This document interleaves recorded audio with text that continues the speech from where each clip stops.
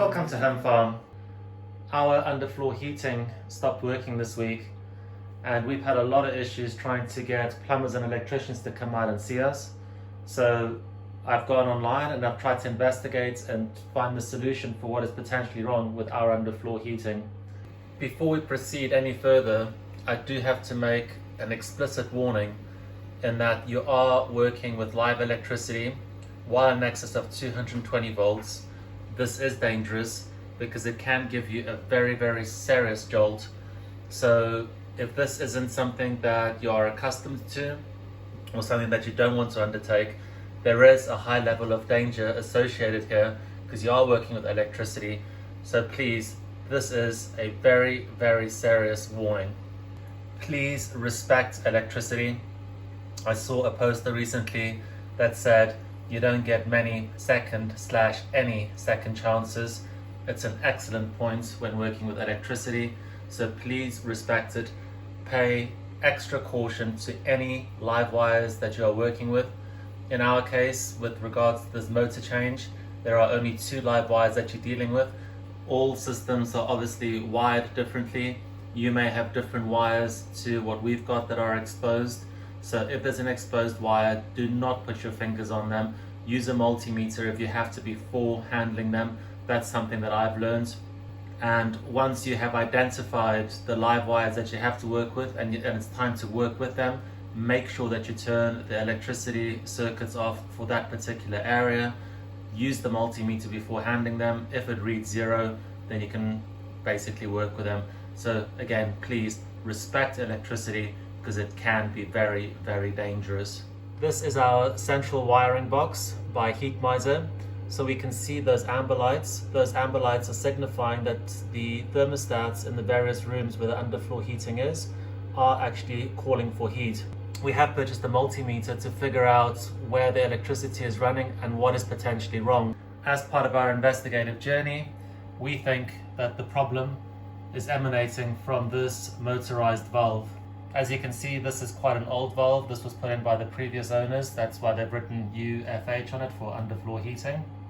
And what we're going to do today is test whether the motor in this valve is in fact responsible for not opening the valve to allow the hot water to flow from the pipe up there, which is really, really hot, through to here to the underfloor heating manifold, and that pipe is freezing cold. I've removed 1 screw from underneath the chassis, and that reveals the motor inside the motorized valve. So we've removed the cover of the motorized valve. We now need to determine whether there is electricity coming from the central wiring box to that. In order to determine that, we're going to be using a multimeter to see whether there is in fact electricity coming through to it.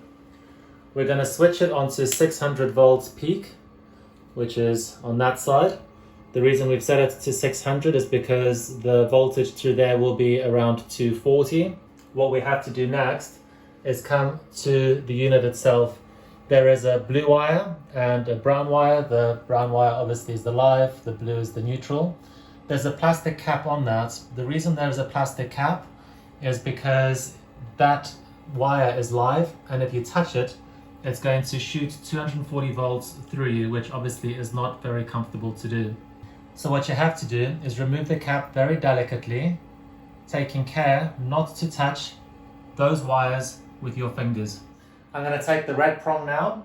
The red prong touches the live wire, and the black prong we're going to touch to the earth.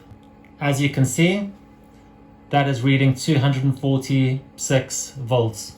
This shows that there is electricity coming from the central wiring box to the motorized valve. Now obviously you need to put the cap back on. Be very, very careful not to touch the live wires. I do it by just sliding it on from the bottom, taking the wires from the top, and then just turning it in nicely. As our next test, what we're going to do is we're going to remove the motor from the motorized valve and do a follow-up test. Every motorized valve will be designed slightly differently. Ours only has 1 screw, so what I'm going to do is take my screwdriver, move some of the wires out of the way, pop it in, screw it out, delicately pull it out from the spokes and it reveals the motor. As part of our next test, we're going to turn off the underfloor heating, then we'll turn it back on, and that should turn that wheel. As we can see, all of the amber LEDs have gone off because all three of our thermostats for the underfloor heating have been turned off.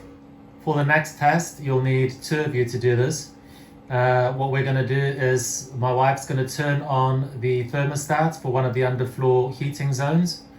What that should do is once that triggers, is that motor that we're looking at, that one there, that should start to turn. So I can see that the heat miser has turned on the first zone. What should start happening is that motor should start to turn, and it's not. We'll give it a couple of seconds just to make sure, because it's not always instant. These valves take a very, very long time to open. So we'll just give a little bit of time to see whether the instruction is coming through or not.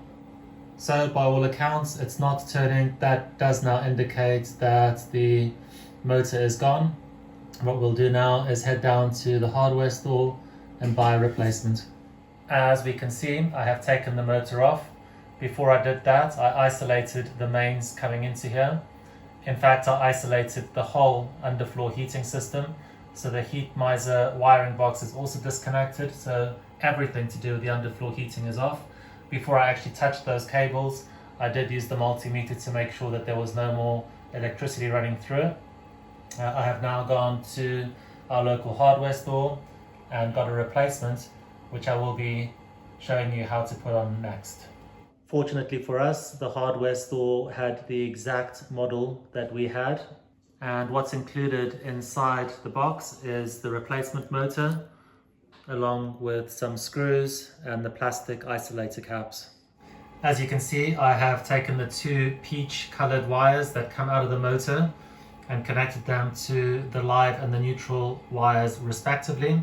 I've been assured that there is no issues with polarity, but I have still replicated the same wiring as per the previous system, and that the cable that comes out to the left of the motor I have run to the live cable, and the one from the right I have run to the neutral.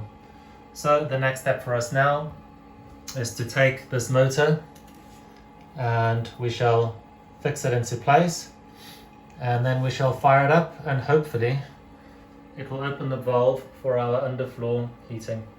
So far it's been quite a straightforward exercise. This motor only mounts with one screw on the left hand side, and the most important thing that we're looking for is to ensure that the cog on the back of the motor is aligning to the little coggy type bit on the actual valve itself. Ours have aligned perfectly. So as we can see, I should be able to demonstrate this here, is when we turn that there, we can see that everything is turning as it should. So the last step now to ensure that everything's okay, I'm going to leave this open. As you can see, I have capped off the ends so that there is no chance of getting an unnecessary jolt from the exposed wires. We will now turn the breaker on for the underfloor heating to make sure that it comes on. At this stage, all the thermostats are set to off. I will ask my wife to turn one on manually, and we will watch the little cog at the back to see whether it manually opens the valve. Right, so I've asked my wife to turn the central heating on now. There we go. Hey, we can see it's turning. So we have solved our problem. So we can see that we have one light on, that is the thermostat in the kitchen / dining room area. That's triggered. When that's triggered, we saw that the wheel was turning, and when we touch that pipe, it's certainly getting warmer. We have gone and turned all the remaining thermostats on, which is why we have 3 LEDs shining on the heat miser board, which goes to show that they're all requesting heat. The pipe is now getting really, really hot and really, really warm, which goes to show that the water is now being allowed to flow by the motorized valve. And we have successfully changed the motorized valve on our underfloor heating system. All that now remains for us to do is to put the cover back on to this particular valve. We'll put the cover over the heat miser wiring box and we are done. So there we go, the cover is back on. The pipe is nice and warm, which means it's all working very, very nicely. I undertook to change the motor on this motorized valve myself, purely because we have to wait really long periods of time for electricians to be able to free up their schedules to come and see us, despite it being quite an urgent fix. Obviously this drives our underfloor heating. Barring the wood burning stoves, we don't have any other means of heating the downstairs, so it was essential that we got this up and running as quickly as possible, which is why I undertook to do it myself. I am not a trained professional, so I have simply followed instructions online and from suggestions on forums. For a non-professional like myself, the one thing that I would certainly recommend if you do undertake this job yourself is to just watch those plastic caps on the live and the neutral wires. In our case, it was constantly the little plastic cap that kept popping off the live wire. I did get zapped twice. It's not hugely comfortable. I certainly wouldn't recommend doing it, so be doubly cautious when working with those particular wires. But thankfully, everything is now in place and working. It was quite a straightforward job in the end. There was a bit of diagnostic work that we had to undertake, but I am very happy with the outcome. So there you go. If you enjoyed this video, please hit the subscribe button below and we'll see you on our next video. Goodbye.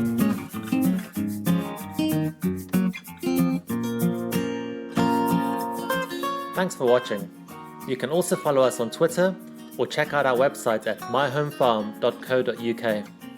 If you enjoyed this video, please hit the subscribe button below, and if you have any suggestions for any other videos you would like to see, please leave a comment.